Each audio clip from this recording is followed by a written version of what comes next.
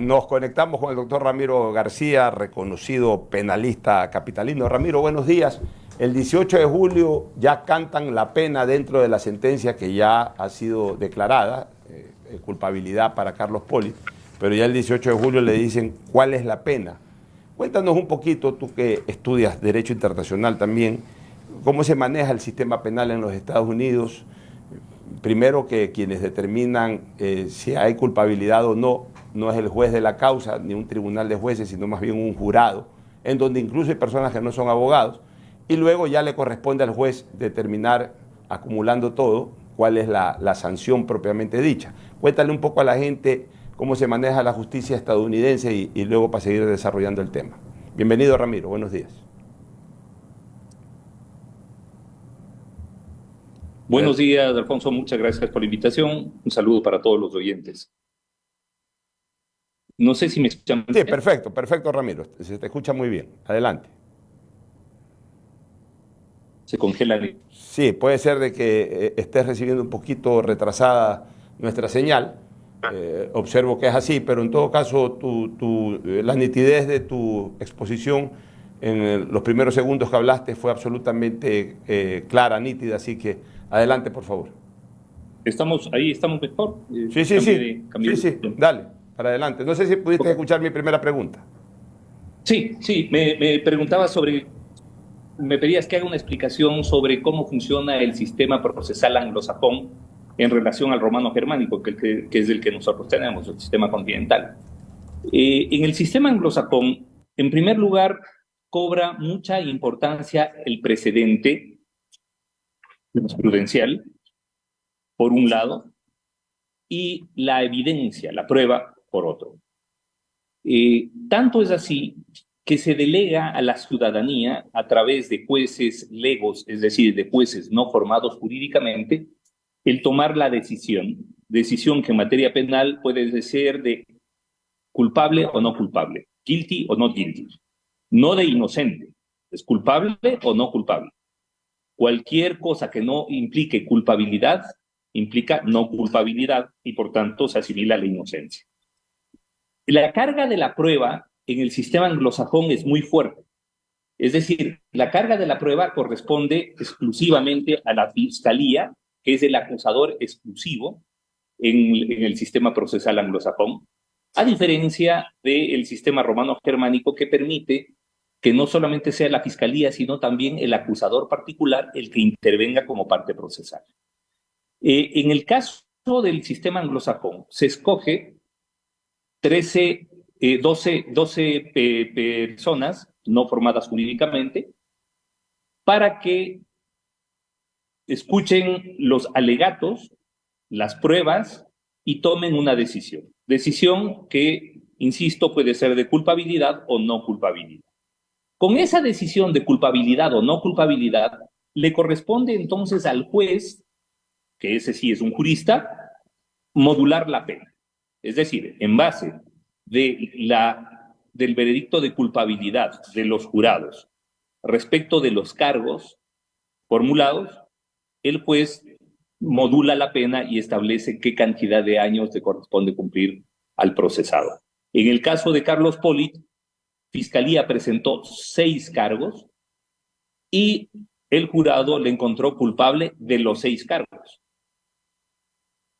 En este caso, Ramiro, una vez que ya lo han considerado culpable este jurado y que ya le toca al juez modular la pena, es decir, determinar los años que tiene que privar su libertad como consecuencia de aquello, Poli en este momento puede negociar esa pena que es propia antes de que comience el proceso, pero digamos, ya una vez que lo han declarado culpable, él puede, por ejemplo, decir, voy a delatar algo que no lo dije en el juicio, etcétera, a cambio de que me reduzcan lo que potencialmente pudiera tener como pena máxima, o ya en este momento Poli no existe para la justicia, sino que simplemente el juez tiene que determinarlo. A ver, en el sistema anglosajón, el tema de la negociación es muy frecuente y además es muy amplio. Normalmente ya no podría negociar una rebaja de pena en este punto, Pero lo que sí podría hacer es posteriormente negociar con la Fiscalía una reducción de la pena o una conmutación de una cantidad de años a cambio de información que pueda derivar a nuevos procesos y sobre todo a llegar a los altos cargos, a los altos mandos de los ilícitos de los cuales se le ha encontrado culpable. Doctor García, buenos días. María Sol Pons le saluda. La expectativa de este juicio por parte de la ciudadanía, digamos, se genera una expectativa por parte de la ciudadanía con respecto de que hayan nuevas pruebas, nuevos juicios y mayor información que esclarezca otros casos en que también hubo corrupción. ¿Cuál es su visión acerca de la realidad de esta expectativa y lo que puede pasar con respecto a toda la información que se habló en las Cortes de Miami? Mire, este juicio nos ha dejado una serie de nuevos elementos, de nueva información que desconocíamos, donde testigos que previamente habían negociado con Fiscalía reconocieron expresamente haber pagado sobornos, haber incurrido en delitos, y no solamente respecto de Poli, sino respecto de otras personas. Hubo uno que, por ejemplo, dijo que entregó sobornos tanto a Poli como a José Serrano, por ejemplo. Entonces, toda esta nueva información, todos estos nuevos elementos pueden ser utilizados por la Fiscalía General del Ecuador para iniciar nuevos procesos basándose en estos testimonios juramentados, además. En teoría podrían haberse una serie de investigaciones con respecto de lo que se ha plasmado allá. Inclusive en algún momento en este programa resaltábamos la pregunta de la fiscal americana cuando le decía: recuerde que el perjurio es un delito en este país y si usted quiere continuar aquí, pues tiene que decir la verdad. ¿Cuánto tiempo cree usted que le tomaría a la Fiscalía empezar con estas nuevas investigaciones con respecto de esta nueva información?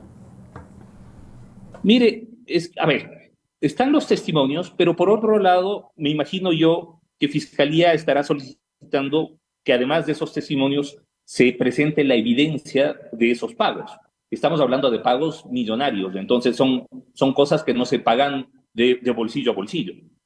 Así que, claro, estamos hablando de pagos de millones de dólares, que obviamente tienen que haberse hecho a través de transacciones financieras, de cuenta a cuenta, hay que seguir la ruta del dinero. Es decir, hay bastante trabajo que realizar, ¿no? Doctor García, gusto saludarlo. Rodrigo Campos aquí.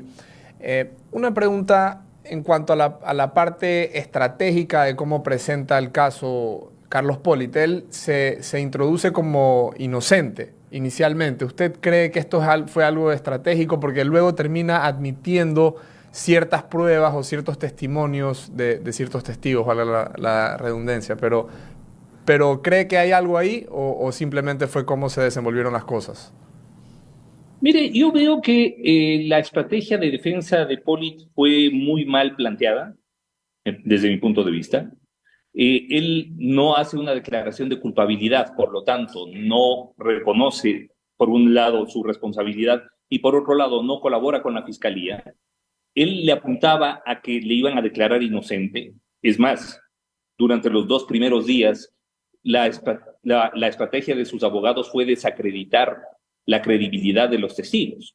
Y creo que lo hicieron bastante bien en esos 2 primeros días, pero luego la cantidad de evidencia fue tan contundente, tan fuerte, que pues simplemente resultó imposible para la defensa pues desvirtuar todos estos cargos. Tan es así que de los 6 cargos que le imputa Fiscalía, el jurado lo encuentra culpable de los 6. Y no es cierto que si es que uno se declara inocente, hay una diferencia entre... Porque, por ejemplo, uno puede declararse inocente o puede ir a buscar un negociado con la Fiscalía, ¿no? Entonces, no existe una diferencia entre lo que hay que pagar o entre las penas o no sé si existe algún tipo de diferencia entre estos dos, digamos, planteamientos. Cuando la persona se declara culpable, eso se toma en cuenta como una forma de arrepentimiento, por decirlo de alguna manera, y modula hacia abajo la pena. Es decir, se presta para una pequeña reducción de pena. Al declararse inocente, la persona lo que hace es oponerse a los cargos planteados por Fiscalía y por tanto, pues, plantear su inocencia, lo que en este caso el señor Poli pues no ha podido sostener. Tan es así que de los 6 cargos, insisto, con los que Fiscalía le procesa, el jurado acepta 6 de los 6. García, en un reciente tuit y en otro tema, en un tuit de Teleamazonas, se publica que el juez ha negado el pedido de Jorge Glass con respecto del análisis de sus dispositivos. La información de sus dispositivos electrónicos se extraerá. ¿Qué puede esperar la ciudadanía sobre este pronunciamiento del juez? ¿Cómo ve usted este caso? Bueno, evidentemente hay desesperación por parte de la defensa del señor Glass para que no se extraiga la información que contiene su celular. Trataron de oponerse judicialmente a esta extracción. Un juez de la Corte Nacional de Justicia negó esta petición. Y bueno, ¿qué es lo que podemos esperar? Queda claro que Jorge Glass fue el eje de corrupción dentro del gobierno de Rafael Correa, al habérsele encomendado a él lo que se denominaron entonces sectores estratégicos. Es decir, el señor Glass manejaba petróleos, manejaba energía y varios sectores más, que fueron los sectores en donde se produjeron los grandes negociados en el gobierno de Correa. Así que muy probablemente pues tendremos algunas novedades sobre esto, ¿no? Ramiro, una pregunta de Carlitos de Tomaso, nuestro compañero y amigo, también muy cordial amigo tuyo. Sí, ¿cómo no? Él me consulta que a su vez te pregunte por qué tú consideras que debe de hacerse una nueva ley de extradición. Porque la ley de extradición que tenemos actualmente es una ley enfocada a la extradición de extranjeros, es una ley que en su artículo 4 prohíbe expresamente la extradición de ecuatorianos, lo cual el domingo anterior pues ya se votó eliminando esta prohibición constitucional. Si se quiere utilizar esta misma ley, habría que hacer una reforma integral que yo la llamaría una nueva ley de extradición.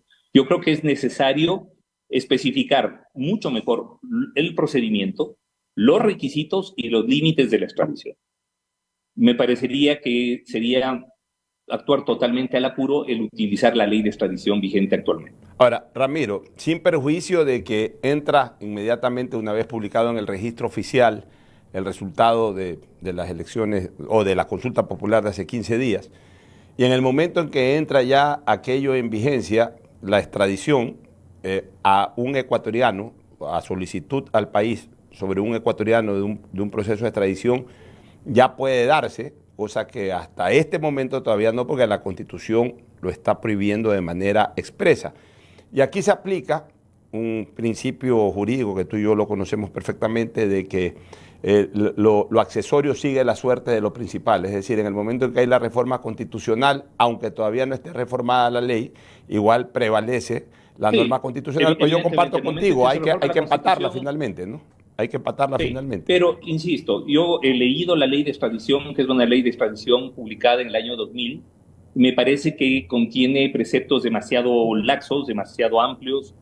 Creo yo que si vamos a permitir la extradición de ecuatorianos, es necesario acotar de manera mucho más técnica aquellos casos en los que se pueda establecer además cuáles son los delitos por los cuales se puede extraditar, porque no cualquier delito. Una persona que se robó un celular en Austria, por ejemplo, y que sea solicitada en extradición, sería totalmente desproporcionado. La extradición tiene que ser reservada para los delitos de mayor gravedad. Entonces, que son temas que no se señalan. Además, se dice, bueno, que no sean delitos políticos o que no sean utilizados con fines políticos. Yo creo que eso hay que puntualizarlo mejor, hay que dejarlo mucho más en claro. Sobre todo ahora que tenemos tipificado el terrorismo a partir de 2014, tipificación que puede prestarse para una serie de ambigüedades. Recordemos que el presidente de la República, a través de su decreto 111, por ejemplo, calificó de organizaciones terroristas a grupos que eran evidentemente delictivos, ¿no? O sea, acá se calificó de grupos terroristas a grupos como el Cuartel de las Feas o los Corbicheros, que entre otros 11 grupos. Es decir, no estamos hablando de Hamas ni de ISIS, estamos hablando de grupos delictivos, sí, violentos, por supuesto, pero que evidentemente se alejan completamente de la definición internacional de lo que constituye el terrorismo. Entonces, si vamos a establecer el terrorismo, por ejemplo, como uno de los delitos por los cuales se puede extraditar, yo creo que hay que acotar mucho mejor la ley y establecer una mejor tipificación en el Código Orgánico Integral Penal. Doctor, en cuanto al caso de Carlos Pollitt, ¿queda con esta sentencia? ¿Qué se puede esperar? ¿Cuántos años se puede esperar que esté tras las rejas? ¿En qué tipo de prisión? Y, digamos, ¿con esta sentencia ya queda concluido el tema por completo o no? Bueno, me imagino que Carlos Pollitt apelará de esta sentencia, irá a instancias superiores. A ver, Pollitt es una persona que tiene alrededor de 60 y pico años. O sea, para alguien de esa edad, una sentencia de 20 o 30 años es una sentencia por vida. Y que yo asumo además que la sentencia que le dictarán con 6 cargos aprobados por el jurado, yo creo que será de más de 20 o 30 años. Es decir, yo creo que estamos hablando de una sentencia larga, una sentencia que la cumplirá de por vida en una cárcel de los Estados Unidos. Ya, y en el sistema anglosajón, ya que volvimos a ese tema, Ramiro, hay apelación a un nivel obviamente superior y ahí ya muere el tema. Por ejemplo, allá no tienen el recurso extraordinario de casación, si que fuera una demanda. No tienen casación, pero se puede, o sea, podría llegar el tema a la Corte Suprema si estuviera algún vicio de constitucionalidad que la Corte Suprema encuentre en este juicio, que es excepcional. Es decir, a diferencia de lo que pasa acá, en donde todo caso admite recursos como el de doble instancia, doble conforme o el de casación, allá excepcionalmente los casos llegan a la Corte Suprema, porque además es una Corte Suprema que también actúa como Corte Constitucional. Así que sí, yo le veo, claro, normalmente los casos terminan en un tribunal de apelaciones, en una corte de apelaciones a la que seguramente acudirá Pollitt. Y finalmente, sobre el resultado del referéndum y consulta popular, ya hablamos sobre las preguntas de referéndum, concretamente lo de la extradición, lo de las Fuerzas Armadas también pasará apenas ya se publica en el registro oficial, pero hay las preguntas de la consulta popular, ya no del referéndum, o sea, del segundo lote de preguntas que iban con otro color, para que lo entiendan así las personas que fuimos a votar el domingo, no anterior, sino el domingo 21 de abril. Ya, esas preguntas, una vez que ya se publiquen sus resultados en el registro oficial, esas preguntas pasan a la Asamblea, porque en los anexos se hablaba de que se necesitan reformas legales para que se puedan aplicar. ¿Cómo ves tú esto, la creación de esta comisión ocasional? ¿Cuál es tu feeling o tu visión de lo que puede ocurrir en la Asamblea en cuanto a tiempos también para que esto finalmente vaya para adelante? Y también quisiera escuchar un comentario tuyo sobre una información que dio aquí el día lunes uno de los legisladores del Partido Social Cristiano, de que precisamente hoy van a presentar un nuevo proyecto al COIP recogiendo todo aquel articulado que finalmente fue archivado del proyecto anterior y que no tiene relación con lo que se preguntó al pueblo. A ver, reformas al COIP pueden tramitarlas sin problema, todas las que sea. El hecho de que se haya votado en consulta popular reformas específicas no significa que no se pueda hacer otras reformas adicionales a esas. En eso estamos claros. Lo que sí debe quedar claro es que primeramente se tiene que reformar en cuanto lo decidido por la ciudadanía en la consulta popular. Ahora, que si de esas 5 o 6 reformas quieren añadirle 30 más, eso es otra cosa, pero ojalá no pase como sucedió antes de la consulta, que en una reforma al Código Orgánico Integral Penal nos querían meter paja y heno junto. Entonces quisieron aprovechar para inventarse una causal de revisión que tenía claramente un beneficiario político. Querían meter otros temas en donde se podían perseguir a fiscales y jueces que habían tratado y resuelto los temas de corrupción. Así que yo, la verdad, con este legislativo no tengo mucha expectativa. Muy bien, Ramiro, te queremos agradecer, siempre valiosísimos tus criterios por sobre todas las cosas académicos, que yo creo que ilustran a nuestra audiencia y evidencia también, porque ahora nos ven por redes sociales. De hecho, te estoy viendo. Antes cuando yo tengo un enviado acá, estoy en clase junto con mis alumnos. Saluda a tus alumnos. Saludos a toda su aula de clase. Muchachos, aprendan ahí que tienen bastante ciencia adelante. Ahí están los chicos. Saludos a todos. Mira cómo nos podemos ver ahora. Antes, Ramiro, teníamos que llamarte por teléfono, tú tenías que salir de aula. Ahora puedes hasta dar clases dando la entrevista. Así que te agradecemos. Un saludo a los muchachos y que aprovechen a un hombre con mucha preparación académica como eres tú para que vayan también nutriendo sus conocimientos. Un abrazo y gracias por tu participación, Ramiro. Muchas gracias, Pocho. Un abrazo. Saludos para todos.